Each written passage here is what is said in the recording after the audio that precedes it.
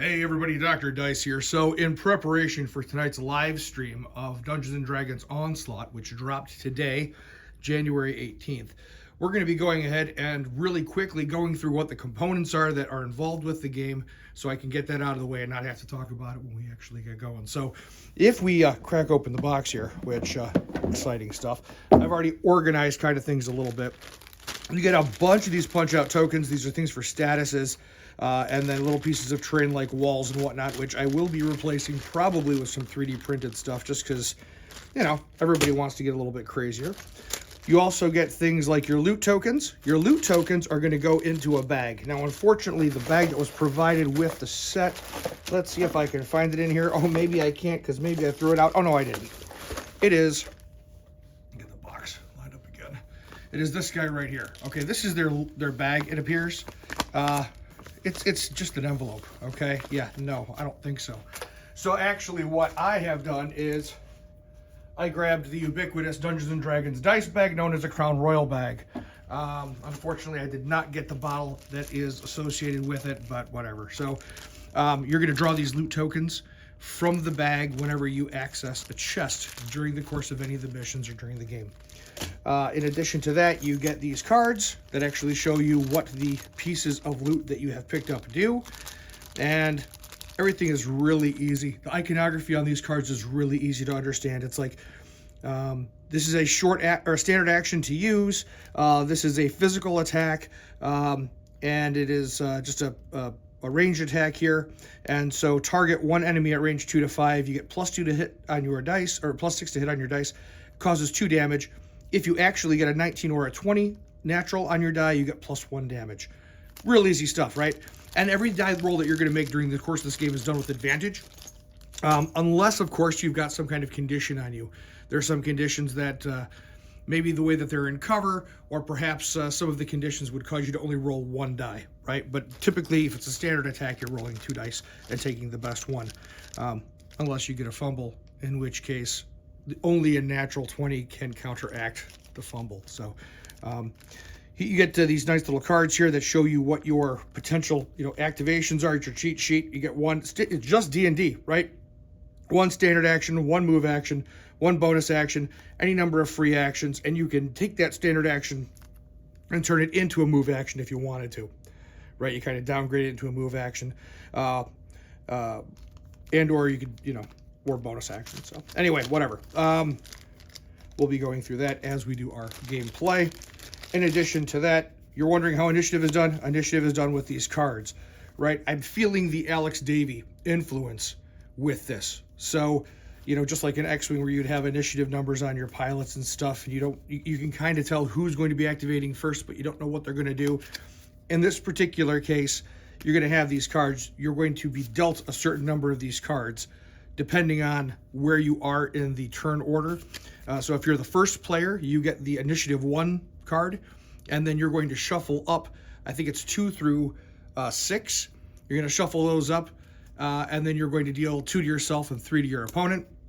And then if there's 7 through 10, those get shuffled up and dealt the opposite way as well. So, and then monsters, of course, have their own initiatives, and they're usually on the 0.5s to avoid any ties. And then some have cards, right? Like this is a Knoll right here. This is a Cultist. They're double-sided for, Armored Knoll or Cultist versus Sentry, Loot Goblins, Mimics, and then more initiative cards here. Okay. You also get some of the more powerful creatures have their own dials, right? They have their abilities. They have their hit points. They have their moves and all the kinds of things they can do. And then, or moves and whatever. And so we just kind of scroll through as they kind of increase or decrease their move, increase or decrease their armor class. I have to really look at that. I haven't spent a whole lot of time with that. I'm assuming that's probably conditionally based on the scenario. Young trolls, Ettins, young Ettins, normal troll, whatever. They grow up so soon. And then you've got your characters, right? And your characters, you get a nice thick stack of characters. This is, I've separated them into factions. You got the Harpers here, and you got the Zentarum over here. The color of the card, my guess is that is what your class is. And they all come in different colors. And although I have no evidence of this as of yet, because I have to keep reading, My guess is that when the Mercenaries pack comes out, if there is a wizard in the Mercenaries pack, you can sub it in for the mercenary or for the normal wizard in yours, or a fighter, or whatever the class is. You probably can't load up on the classes, if I had to take a wild guess. I've been wrong before. Anyway, these are the cards here. We've got the dials. You can scroll through the dials. As you begin to take wounds, your armor class will eventually go up when you get bloodied in some cases, or it might go down, but there is a bloodied effect on each of the characters as their hit points decrease. And then you have these little countdown timers right here. So for example, this one here is just an X. This has got a countdown of 3. So basically you're doing this, and then you can get this back whenever the condition triggers that allows you to have it back. So here we go. After you are damaged for the first time, refresh rage if it is X. So you can use it once, and then next time you get hurt, you can refresh it so you can use it again. And then everybody has their own experience point boosts. This one here gains experience after an adjacent enemy character is killed. And much like hero clicks, you know, when you get down to skulls here, kaputs. But you're going to have 0 to 5 on the dial. Basically what that means is that once you hit 5 points, you upgrade. And there are upgrade cards that give you a little bit of a bonus. So it's your level increase. Kind of think of Descent with that. That's kind of the thing that you would do in Descent, except in Descent I think you actually had a little more of a pile, but not really here. Your board is not small, but it doesn't take up a ton of table either. I mean, that's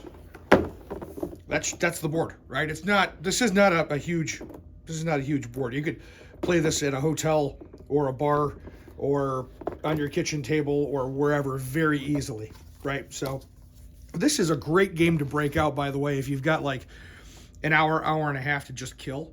I know the box says it takes 90 minutes. That is a bold-faced lie. I taught a dude how to play this game this morning, and we played, and yeah, it did not take an hour and a half. So it was quick. We did the entire intro scenario, and we burned through that pretty quick.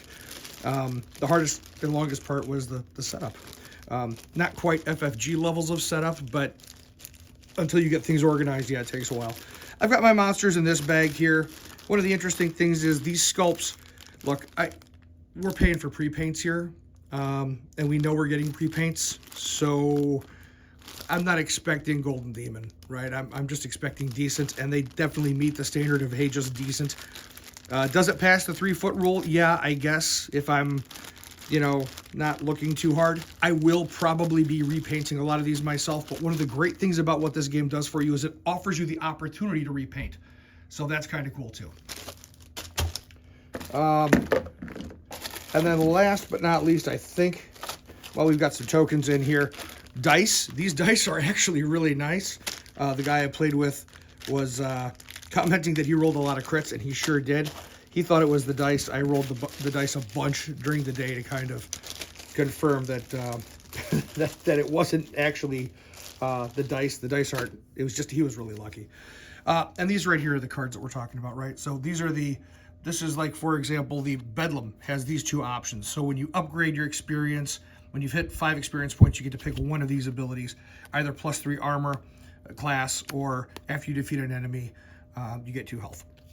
This one here, +3 armor class, or deal additional damage. And I noticed that the Zentarum definitely feel very all about themselves, very murdery.